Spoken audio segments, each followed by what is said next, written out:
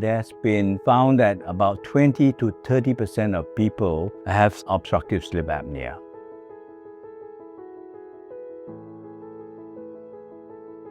I'm Dr. Lau Chee Chong, a senior ENT surgeon in private practice for more than 30 years. Today, we'll be talking about snoring and obstructive sleep apnea. Sleep apnea and snoring is usually due to collapse of the upper airway during sleep. And the noise made is usually by the soft palate fluttering and the tongue falling backwards, and also the collapsibility of the pharynx.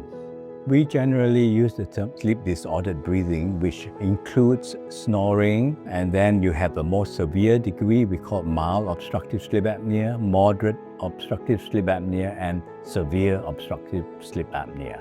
It is those with obstructive sleep apnea that can have long-term consequences on health. Sleep apnea is relatively common in Singapore. You should consider seeing an ENT surgeon for snoring or obstructive sleep apnea if you feel that you get very tired in the daytime, you wake up with a headache, or if your sleeping partner starts complaining that you are making too much noise and waking them up. If you think you have obstructive sleep apnea or severe snoring, you should seek ENT or medical help as early as possible.